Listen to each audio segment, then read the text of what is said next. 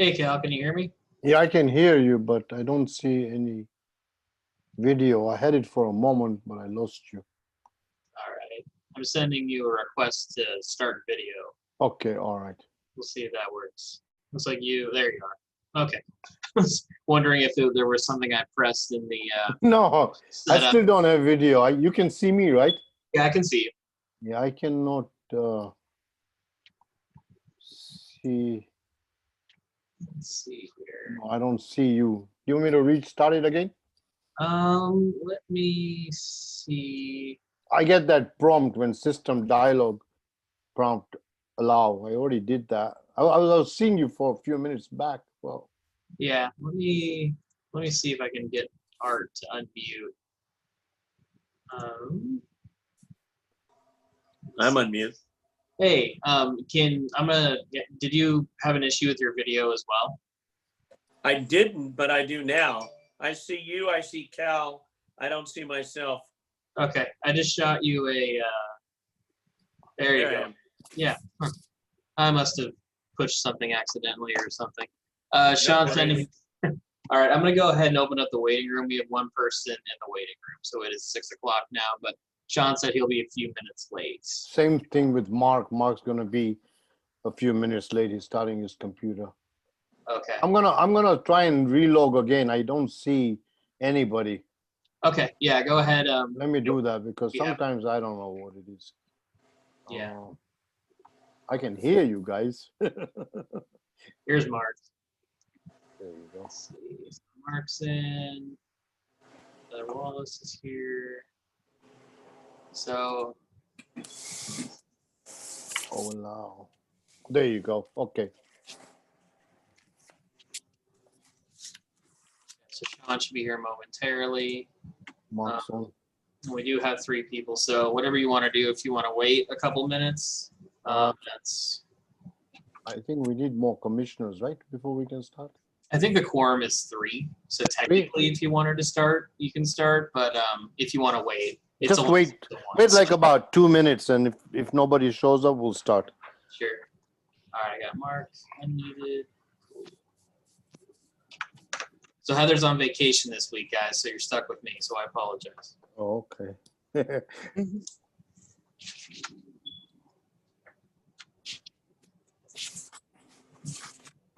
I guess let's start. It's 6:02, so I guess we'll start. By the time I guess we get to the items, if anybody shows up. I'd like to call to order Airway Heights Commissioners meeting for September 9, 2020 at 6:02. We'll do a roll call. Cal Patel present, Commissioner Shanfeld will be joining us, right? According to his email, yeah. Okay. Commissioner Evan Dixon, did she resign? She has to submit a letter to you. So if you haven't heard anything, I haven't heard anything either, so I'm not sure, but we can check on that. Okay, so, and then Commissioner Art? Here. Commissioner Mark Collins? Here. Okay, so we're gonna excuse Evan Dixon for today or absent. I mean, that's your call. I think under the circumstances, it's probably excused, but it's your decision. Okay, let's excuse us then for the record, I guess.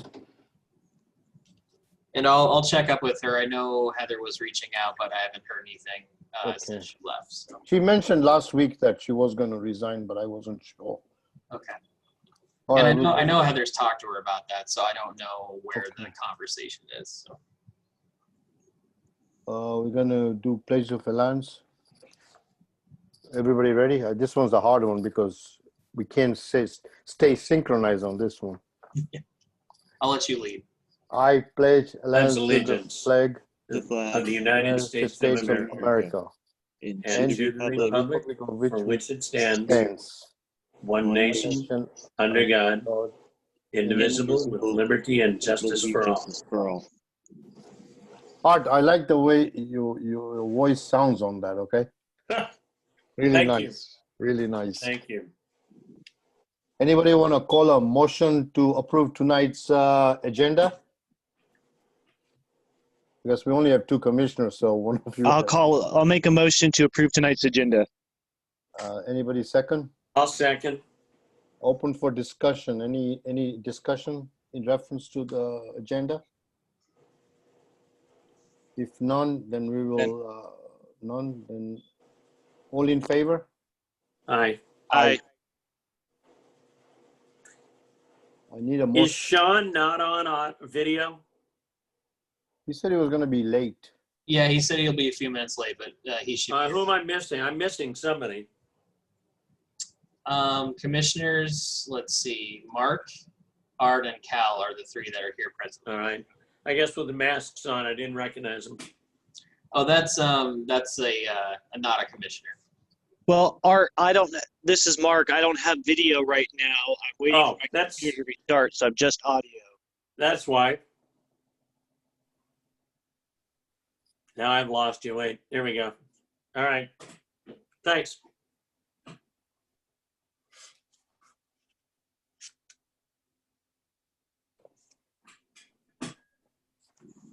Shall we move on? Or are we waiting for video?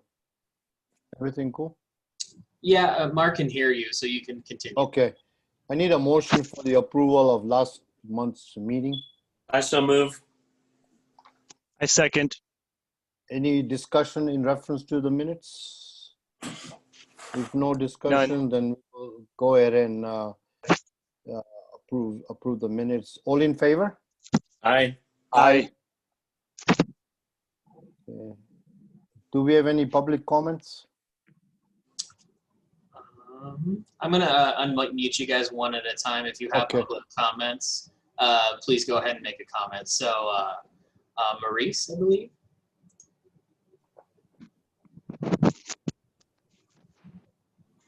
Sorry. Hi. So my name is Maya Druffel. I'm an attorney here in Spokane, and I'm representing Harry Green.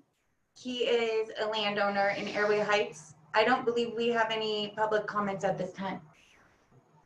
All right. Thank you. And Heather. Oh. Hello, Heather Wallace with the Spokane Regional Health District, and I can't actually get into the agenda for some reason. I don't currently have any public comments. Okay. Let me see if I'll email one over to you, Heather. Okay. It doesn't want to open, but it might be my computer at this point. It's late in the day. Okay. Yeah, I'll shoot one over to you. Thanks. Thank you. If we don't have any public comments, I'd like to close it and move to presentation. I don't believe we have presentations on the agenda today. No presentations, no. So we will open up for public hearing. And before I do that, I'm just gonna read basic requirements. All comments by proponents, opponents, and other members of the public shall be made from the, from the Zoom platform. Any individuals making comments shall first give their name and address. This is required because an official recording of the public meeting is being made. If a person is physically challenged and requires special accommodation, the chair shall be advised. No comments shall be made from any location other than the Zoom platform. Any person making out of order comments shall be subject to removal, or in this case will mute you from the meeting. There shall be no demonstration, applause, or any audience participation at the conclusion of a person's presentation. The rules are intended to promote an orderly system of holding a public hearing, giving every person an opportunity to be heard, and to ensure no individual is annoyed or embarrassed by exercising his or her speech of right. And I don't know how many people we have, but I'm going to limit each person to a maximum of 2 minutes. And if you need more time, please ask, depending on how many people we have open for the public hearing.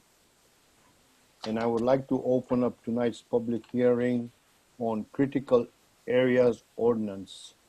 And I'd like to hand it over to Zach. Okay, let me get this screen shared up.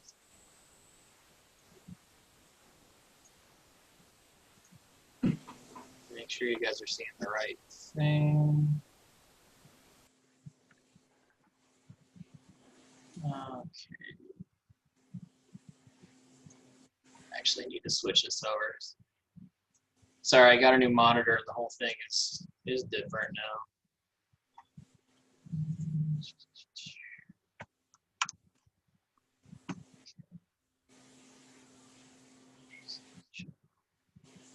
Oh my.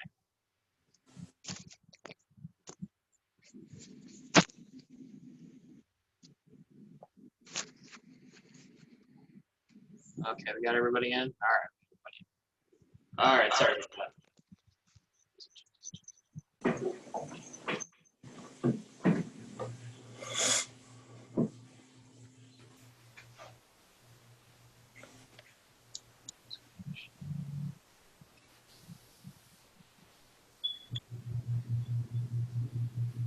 All right, that look good for you guys? Yeah, I can see it. Okay. Looks like we may have a couple mics on. Maybe getting an echo, but all right. All right, Commissioners, so this is the Critical Area Ordinance Periodic Update. This is the public hearing. We went over this, I believe, 3 months ago because we didn't have quorum. So we went over this 3 months ago in a workshop, so this is going to be really similar to that. I'm going to go over why we're doing it, what we did, and what the next steps are. So for our Critical Area Ordinance Periodic Update, so the Growth Management Act requires that all cities and counties in Washington adopt regulations to protect critical areas in order to preserve the natural environment, wildlife habitats, and sources of fresh fish and drinking water. Since Spokane County is one of the 18 counties located within Washington State that is required to fully plan for the GMA, we as a municipality within that county are required to comply with the GMA. Critical area regulations also encourage public safety by limiting development in areas prone to natural hazards like floods and landslides. Critical area ordinances must be evaluated and if needed, revised every 8 years to remain in GMA compliance. So critical areas, according to RCW 3678.0305, are wetlands, areas with critical recharging effect on aquifers used for potable water, so those are CARAs, fish and wildlife habitat conservation areas, frequently flooded areas, and geologically hazardous areas. The City of Airway Heights does not have all of those critical areas within our boundaries, but we are required per Department of Commerce to acknowledge them within this document. So this document is based on best available science, which is required by the GMA.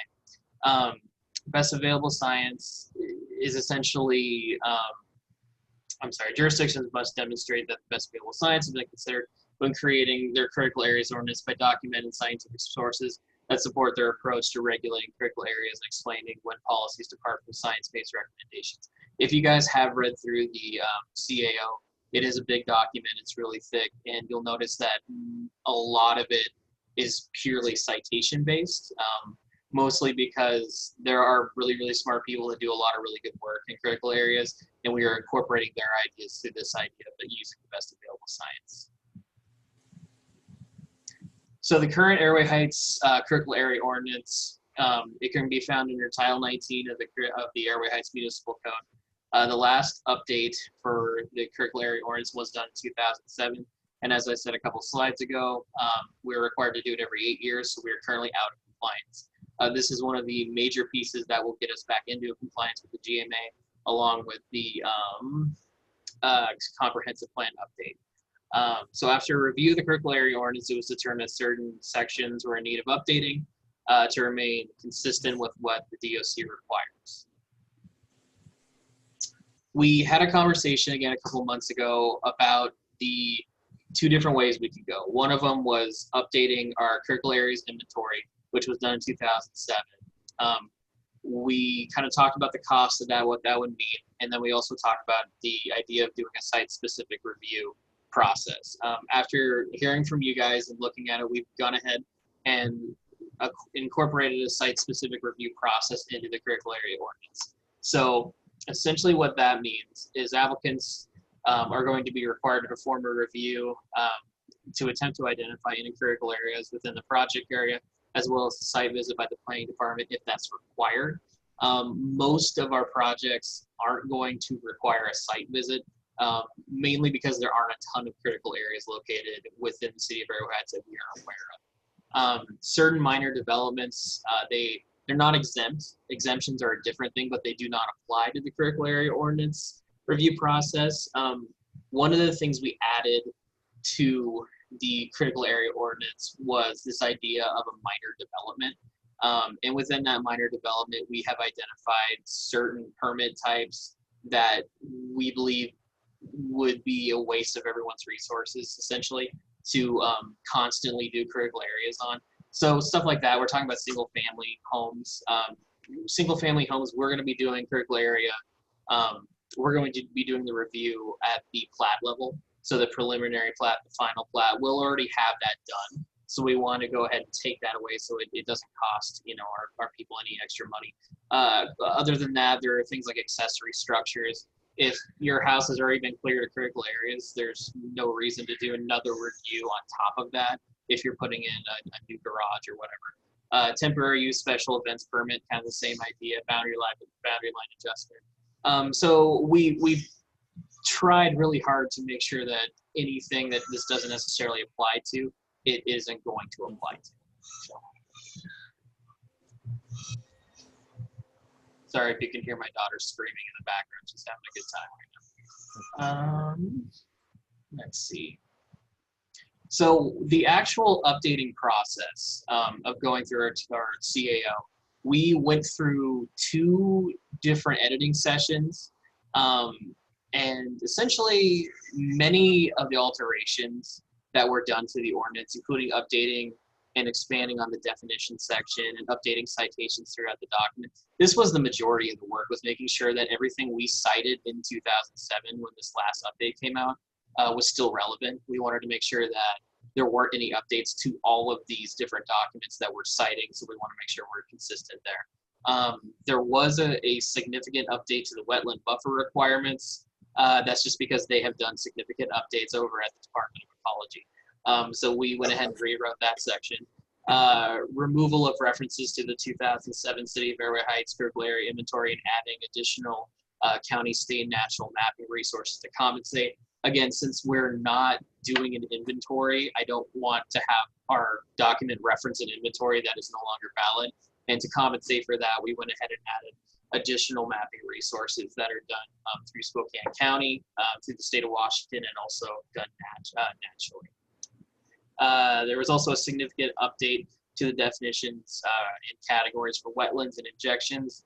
Again, this is stuff that was done at the Department of Ecology. They had made some serious changes to their wetland categories. So our wetland categories made no sense in the context of new wetland categories. So now they're going to make sense because they line up well. Same thing with injection wells. And I really wanted to drive the point that most of this document, somewhere probably in like the 90% of this document, is identical to what it is within the code right now. And just keep in mind that this is a periodic update, not necessarily a new document. So we're updating the document. We're not, we're not reinventing the wheel kind of thing there. All right, so our feedback process. So we reached out to the Department of Ecology back in April to kind of start this process, saying, hey, we are aware we need to update the CAO. From that, they took a look at our current CAO and said, there are issues with the CARAs, definitions, and the wellheads. So all that was taken care of. We discussed with the Department of Commerce. They gave us their guidelines for what we need in our CAO for 2020. So those guidelines were kind of used to identify areas that we needed updating. A good example of that is when I was listing what a critical area is, frequently flooded areas. That was nowhere in our critical area ordinance before because it wasn't required. But now that it's required to have all these defined, it's in there. So again, it's kind of ticky-tack stuff, but we need to make sure it's good to go. So about, I think it was last month, maybe the first week of last month, We sent the final draft out to agencies for a 1 week pre-SEPA comment period, basically saying, hey, we're going to put this out for SEPA review. If there's any glaring mistakes, please let us know so we can take care of it before it gets to SEPA. We did not get any comments, which is a good thing. So we went ahead with the SEPA process on the 25th of August, and that SEPA process ran through yesterday at 4:30. We received one comment, and that comment came about 5 minutes into the SEPA period on the 25th. And essentially, it seemed like it was almost automated. There was a certain reference within the document that was outdated. So this is something, I'm not the only one who missed this apparently, because they immediately found it. So they sent that over to us. So we went ahead and we're going to adjust that. But that's the only comment we received from any agencies, any individuals. Other than that, the SEPA process has gone really smoothly. So lastly, the next steps. So now that we have the SEPA determination, or I'm sorry, now that we have the SEPA process over, you guys are briefed on this. The next thing we're going to do is do a determination on SEPA. So we're going to post what we have again, which is one comment. So we're going to probably do a DNS or an MDNS. I'm not sure. I had to talk with Heather about the gears on that, but it looks like it's going to be a determination on significance. That'll go out for 15 days for public comment. Once that passes, we will bring it to City Council for a briefing session, and then we'll bring it to 2 City Council public hearings for first and second reading, November 2nd, November 16th. And then the new CAO will be adopted at the end of the 60-day intent to adopt period, which is at the end of November 16th, that meeting there. So they'll vote on it. What I'm asking for you guys is to do a vote on it, essentially to recommend the curricular area ordinance update to the City Council. And that's it. Do we have anybody signed up for public comments or to speak on this subject? Sorry, let me get everything back in place. Let's see. Let's see. I'm gonna unmute you guys one by one. If you have comments, please make them. If not, just let me know. So we're gonna start here. Harry. No comments, thank you. Thanks. And Heather.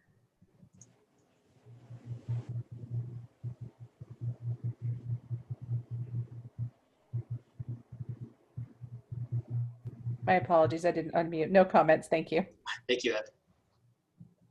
Any commissioners, anybody have any comments? Oh, I feel like we addressed all of this really good the last time. Okay. Zach, do I have to close the public hearing and then get the approval?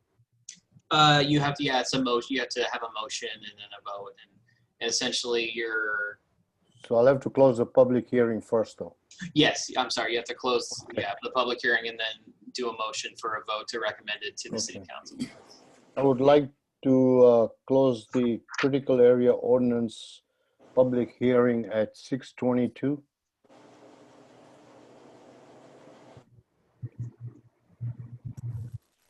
And anybody want to propose the ordinance for a motion for approval? I'll make a motion to approve the ordinance. Second. Anybody want to comment anything on the subject? If none, all in favor? Aye. Aye. All in favor, Zach. Thanks, guys. Who seconded that? I'm sorry. John did. Okay. Sean. Thanks.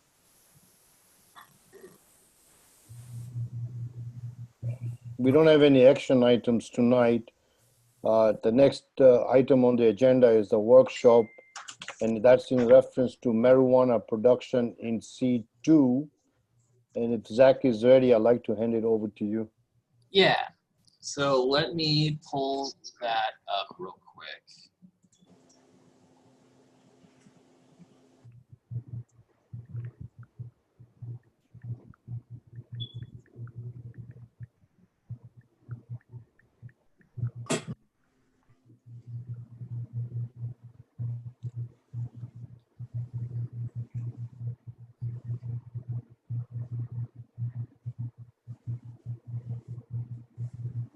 Okay, can you guys see that? Yes, I can. Okay. So essentially what is being added here to this is section 17.14 of the municipal code relating to marijuana and cannabis collective gardens, cooperatives, and dispensaries, state licensed cannabis producer, processors, and realtors. So the underlined section here is what's being added to the code. So state licensed cannabis producers or processors is classified as an agricultural processing plant, warehouse, land use. You good? Okay. So essentially, there are, without reading this whole thing, we're proposing certain sections of the C2 be allowed to, let me see how this is worded.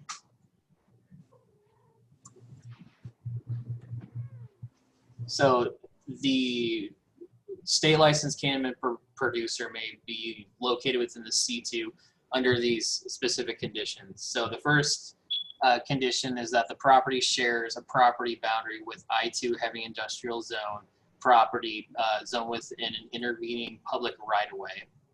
The property as measured from its outermost boundary shall be a minimum of 1,000 feet from a property within the residential use as of December 1st, 2020, and all portions of the operation shall be no further than 1,000 feet from an I2 heavy industrial zone property boundary within an intervening public right-of-way. So this opens up a very small portion of the C2 to marijuana production. And essentially, the explanation behind this is this text amendment is going to be curing a misunderstanding / application of the zoning code that occurred, I believe it was in 2012. So about 8 years ago now. And this miscommunication by staff was relied on by the developer. This text amendment does not create a health or safety issue, given the regulatory measures and its allowed location within the city. The area where the amendment applies is not likely to experience residential or further commercial growth that will / could be negatively affected. So it's a really small area of the C2. It's adjacent to the I2, and it is at least 1,000 feet away from any residential use. So even if a property isn't zoned residential, areas that are in use as residential. So there's a couple areas on the south side of Highway 2 that are zoned industrial, but they have residential uses on them. So even though they're not zoned correctly, they're still being considered residential in this context. This particular property already had a marijuana production farm there, right? Currently, yes, and this is where this gets into the miscommunication and misunderstanding within that zoning code that happened about 8 years ago in 2012. So will they Go ahead. grandfather? Go ahead, Mark. Does it change that they have to leave the property now? No, currently I believe they have a temporary license to be there through the end of December. The idea is that will carry them through this process. So we're not trying to kick them out. The other question I have is that right next to that farm, I see a sign of the Heights Church coming there. Is that in that empty lot there? Yeah. Yeah, I believe that lot actually does not apply because that lot is not adjacent to the I2. That lot is adjacent to the lot that is currently being used. So the lot has to physically touch the I2 zone. Oh, okay. Gentlemen, I hate to do this, but I have a point of order. Zach, you there? Yeah. This is an action item, yes? This is a workshop, I believe. Yeah, it's a workshop. Okay, so we're not taking action on it. Absolutely No. We're just having a preliminary discussion. Okay. I would like to bring up the fact that maybe before we have an action item, this can be researched. And this is not personal at all, but we have 2 members on the commission who derive their livelihood out of cannabis usage or production or reproduction. I don't believe it would be a conflict of interest for them to vote on this. Sure. No, that's something I can definitely know. So You understand what I'm saying? yeah. No, we are, yes. Okay. No, Art, I think you make a very good point. Cal and I both do derive our incomes from cannabis. I would like to be partial through this process, though, and discuss it and make that clear that do have that interest. Yes, and I appreciate that. I'm not certain, though, that you can even be part of a conversation if it's going to become an action item. I think we need legal counsel. Fair point. If Zach can check on that, that'll be great. Yeah, I'll bring it up with Stanley, and we can definitely look into that. That is Great. a good point, Art. Thanks. You Nothing can carry, personal, gentlemen. no, nothing. You can carry on with the workshop for the other 2 commissioners' benefit. And we'll just listen.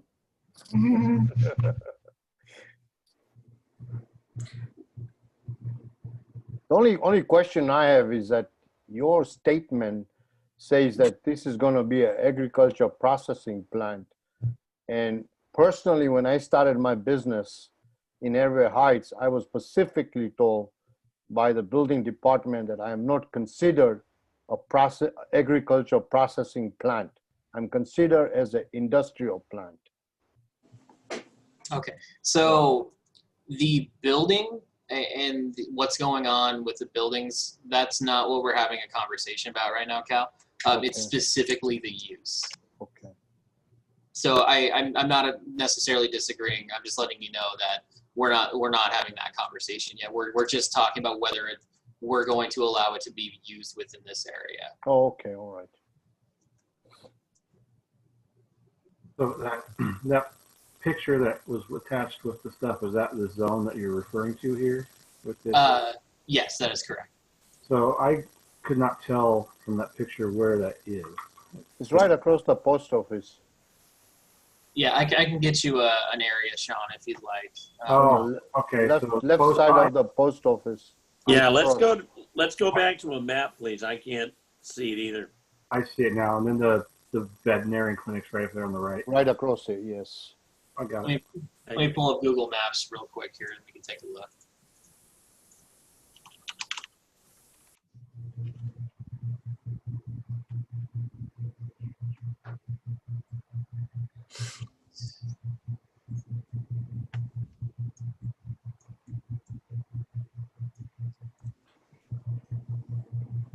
So we are looking at this area right here,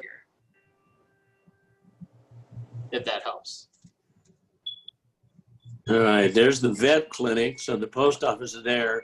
All right. To the left. So to the east of the post office. Am I right? The post office is right here, so it'd be Yeah. to the west. So we're looking right here. So this is the lot that's owned by the church that was brought up, and this is the lot here and this lot here. These are the 2 lots in question. Okay. All right. Thanks. Sure.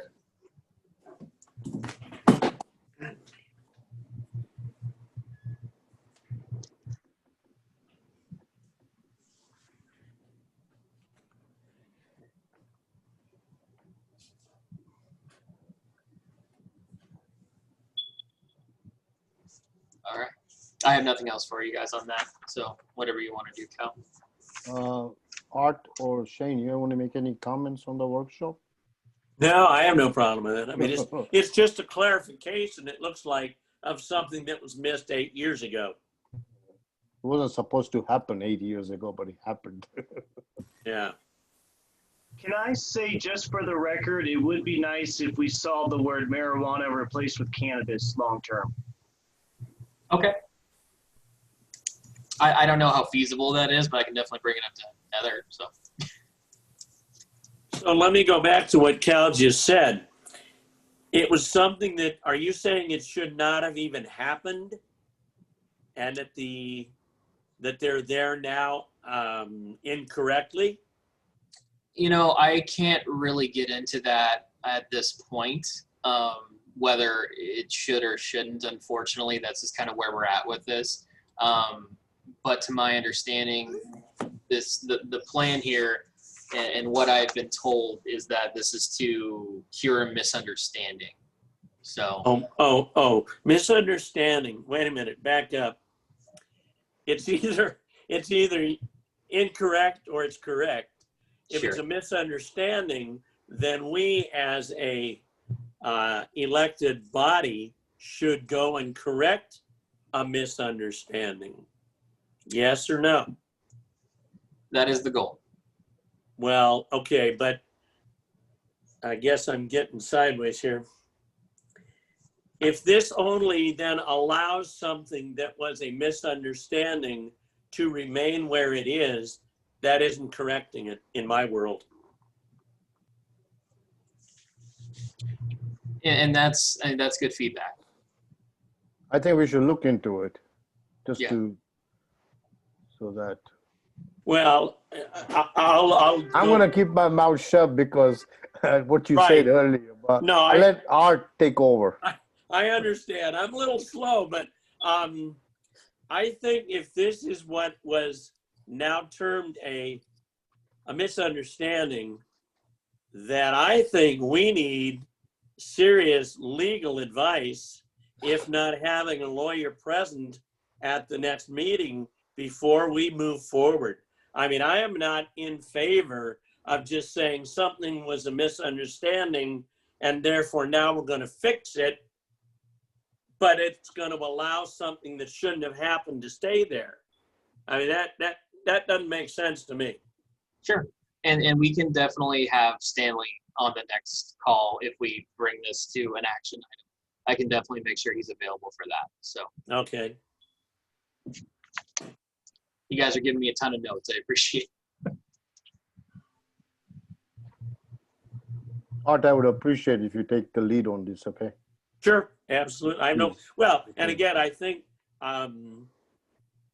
maybe even Zach, in your notes, you can say to Heather, I'd like to chat with her about it, or Heather and an attorney to better understand it before I say, you know, it was wrong or incorrect or a misunderstanding. I want to understand the terminologies before we get into a vote. Does that make sense? Yeah, absolutely. And that's kind of the idea behind this session, is to, okay, right. What do we feel about it? So that's perfect. Yeah, I just want to I want to understand the history before we move forward. Definitely.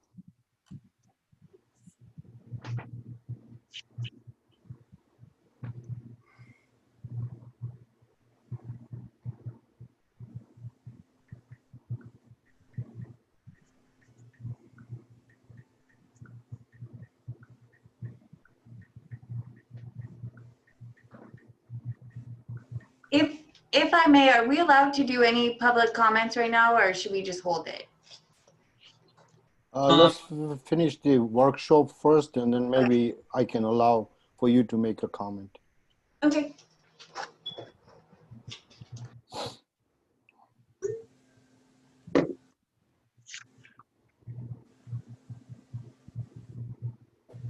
So yeah, Art, if Cal, did you let Art take over on that? Okay. So you're all done, right? Oh, go ahead. Yeah. So I'm sorry. You meant the whole meeting? I'm sorry. I'd rather you take over the meeting because I don't want to create a conflict with anybody. I misunderstood, Cal. I'm sorry. Sorry. So if there's no further comment on this item, and it's a non-action item, then I think we should close the workshop and move on in the agenda. Before we close it, I just want to clarify real quick. All I'm doing right now is bringing it to you guys. So there's no I'm not making any decisions or anything. This is what has been given to me, and this is what I'm giving Right. to you. So, Right. And you're at a disservice because you're filling in, and I appreciate that. And since it's just a workshop, we could even say, I'm going to suggest we continue the workshop at our next meeting with further guidance from Heather and hopefully an attorney. Sure.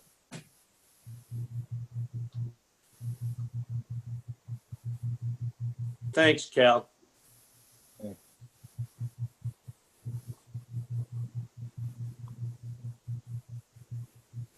She wanted to make a public comment. I have no problem with that. Are we done with that thing, Zach, and we can move Done on? with the workshop, but she, I think, had a comment she wanted to make. Maybe we should listen to it. Sure. Well, you can take it back over. Go ahead. All right, thank you. Go ahead, make your comment. I'll give you 1 minute. Oh, okay, thank you. So I'm actually going to hand it over to Harry Green. He's the property owner. He'll be able to explain more what I believe you guys are defining as a miscommunication. It's not necessarily a miscommunication. When you purchase the land, part of it is actually already zoned as the heavy industrial. And at the time he was told 2013 that the remainder of it would easily be switched over through a certificate of exemption. I'm not exactly sure what happened after that process. It was a Derek, I think Bratton, I don't have it right in front of me, who was doing the certificate of exemption. Mr. Green ended up having a stroke and other family matters occurring in the interim. And he is now up and running his farm as he was told he could. And again, the part of it is already the I-2. It would just be the remainder portions that would be narrowly tailored to allow for the cannabis production. Okay.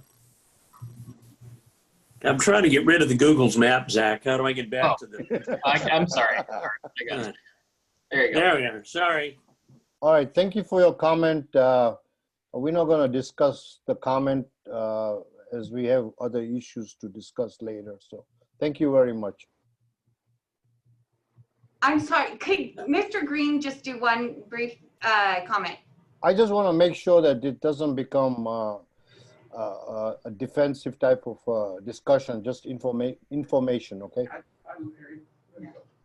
Okay, Yeah. no, understood, understood, and we understand also that this is going to be continued to another meeting. And Right. makes perfect Yeah. sense. Just for Hey, information. If I can interject too, Go ahead. for history's sake, I would welcome any further information, knowing that it's not going to be adversarial at all. I don't feel that at all. So I would enjoy if Zach, you're running the meeting, if we could allow that, I think it'd be great. Cal's running the meeting. No, go ahead. Go ahead. I don't mind you making comments. Thank you. Mr. Green, you can speak. Thank you very much. Commissioners, I'll just try to be informative. I was instructed all those years ago because of the circumstances of the property, and what I mean by that is the property total was 12.71 acres. The southern roughly 1¼ acres was zoned I-2. And so because the zone change, it was able to be, because of the I-2 and also the fact that both properties would be 5+ acres, I could do a certificate of exemption, which I did. And in that, I completed it and received a letter from the city stating that I had completed, that I was approved for C2 on the north portion and I2 on the south portion, and the north was roughly 5.67 acres, the south was roughly 7.04 acres. And I sold the north portion to the church. The church has since sold that parcel to a developer. And, but I was granted the zone change and all the paperwork, everything was signed. And then, and in fact was granted permitting and whatnot back in, I believe, 2017. And so then I received a cease and desist, and through discussions with Heather and the city, that's where we are now. Got it. Thank you very much, Mr. Green, for the information. Yes. Thanks for the moment. Thank you. Thanks. If no more comments on the workshop, I'm gonna like to move to commissioner's report and open up for any commissioners to make any kind of reports. No? No reports. I think now I'll hand it over to Zach for staff report. Yeah. So the one thing we wanted to mention was that we are having our industrial sub-area plan engagement meeting on Tuesday, September 15th. Some of you may have seen, we had a flyer that went out to about 4,400 local business owners and adjacent folks. So the idea that, yeah, just getting people in to talk about the industrial area and making sure we can get as much public participation as possible. So if you know anyone that's interested in interacting with that, yeah, it's on Tuesday, September 15th. All the information is on our website and also on the Facebook. Let's see here. Our next meeting is on October 14th, which is, as always, in a month. The Hunters Crossing preliminary plat public hearing, that was going to be this month. We weren't able to swing that just with the SEPA process and things like that. We're still working the SEPA process with them right now. Hopefully it'll be next month. It may be in November.